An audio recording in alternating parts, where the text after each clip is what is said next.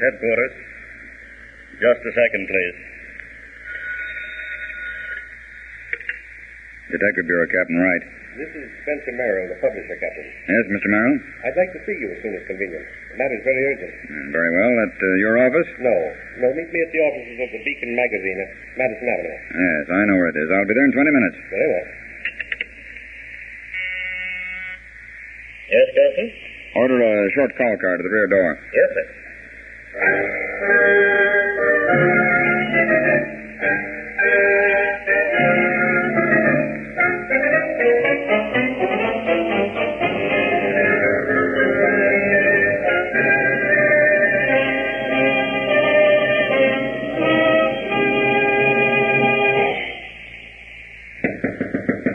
Come in.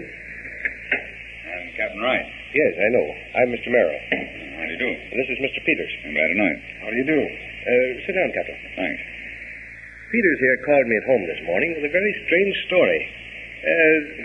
Well, you tell him, Peters, just as you told me. Yes, sir. Do you know Winston Trenchard? The writer? Yes. He's probably the best known of modern detective story writers. Yes, I know. Well, he's doing a series for us known as The Perfect Murder. You may have read it. No, I haven't. Well, nevertheless, we contracted for a series of 8 episodes from him. We go to press this week with the last of the series. Well, the last episode is due the day before yesterday. I telephoned the department to find out when it was to be delivered, and I received no answer. Yesterday, I sent a messenger to Trenchard's home, and there was no reply. This morning, I received this in the mail. Oh, well, you read it for me, will you? Well, it's a letter from Trenchard, mailed last night from a post office station near his apartment. Read it, please. The perfect murder shall never be completed. When you read these words, I shall be dead. Signed, Trenchard. Are you sure the signature is genuine? Yes. And have you called his apartment today? Our secretary has been phoning all morning. Then I expect the best course to follow will be to go to the apartment ourselves. Exactly. Get your coat, Peters. Come, Captain Wright. We'll go in my car. It's waiting downstairs.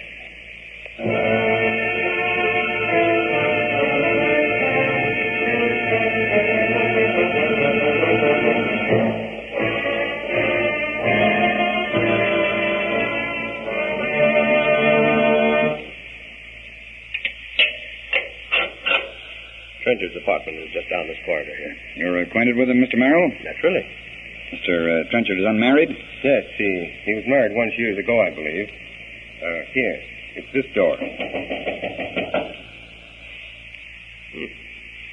Well, there doesn't seem to be anyone stirring about inside. Knock again. Try the door. The door seems to be locked from the inside. I expect we'd better force it. Yes, I'll lend a hand.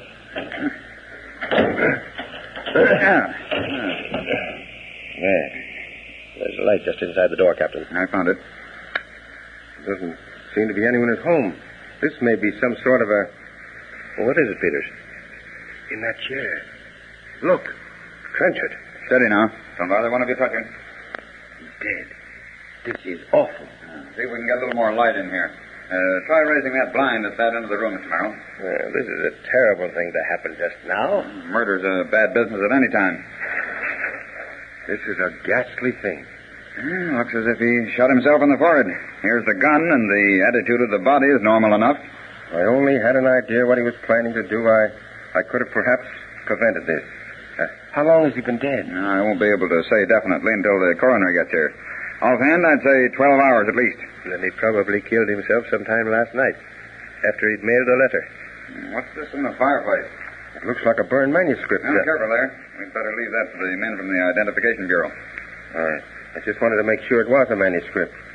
It's the one we've been waiting for, too, Mr. Merrill. The last episode of The Perfect Murder? Yes, sir. Well, that places us in a fine predicament. Can you get a ghostwriter on it in time for press? I'm afraid not, sir. Well, then, do it yourself. Yes, sir. Isn't it the usual thing for a writer to make a carbon copy of his material? Yes.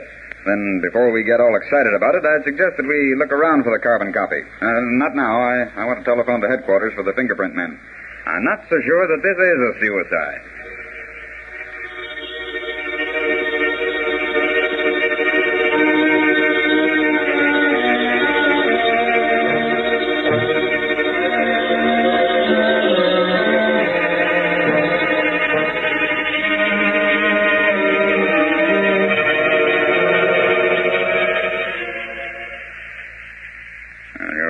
finished, Evans? Yes, Captain. Everything's clean as a whistle. Found the ejected shell, and it looks like it's the one that did the dirty work. Ballistics will call you just as soon as they finish. All right, Evans. Well, what about the carbon copy of the story, Captain Wright? Our men found nothing. Just as I thought. Trenchard must have gone crazy, burning the manuscript and then shooting himself that way. Well, you'd better get busy, Peters. That story must appear in our next issue. I'll do my best, Mr. Merrill. If you'll wait just a minute, I'll see what I can do about it. There must be a copy of that story somewhere. There were approximately 30 pages found burned, one complete episode. There must be another copy.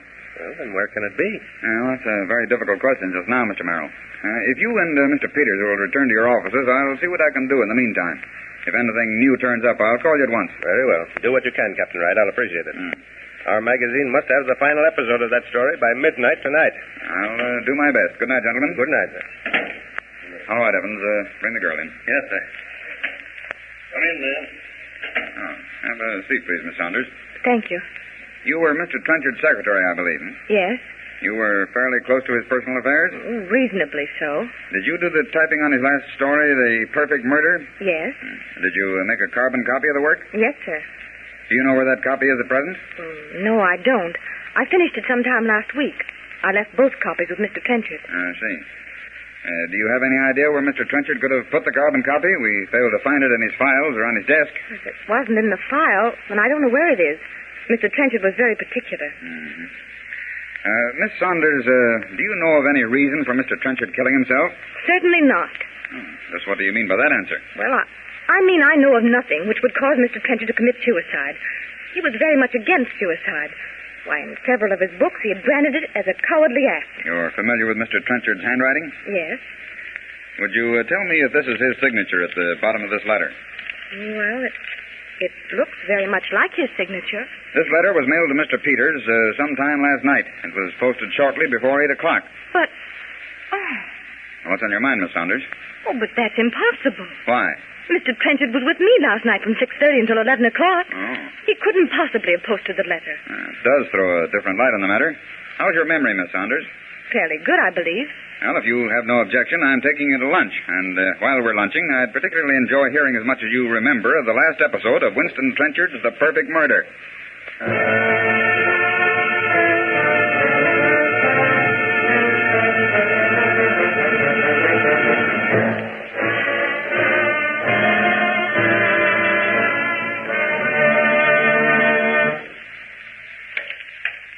Oh, come in, Captain. I'd expected to hear from you last night. I'm sorry I disappointed you, Mr. Merrill.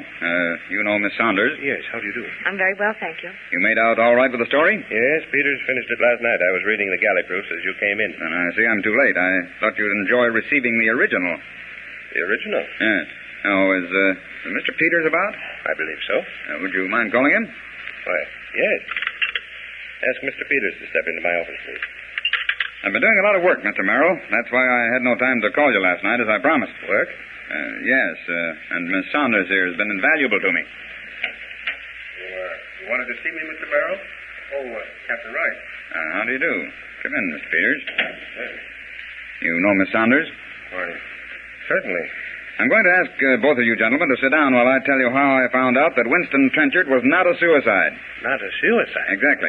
Winston Trenchard was murdered. Murdered at his own suggestion. But this is incredulous. Nevertheless, it's true.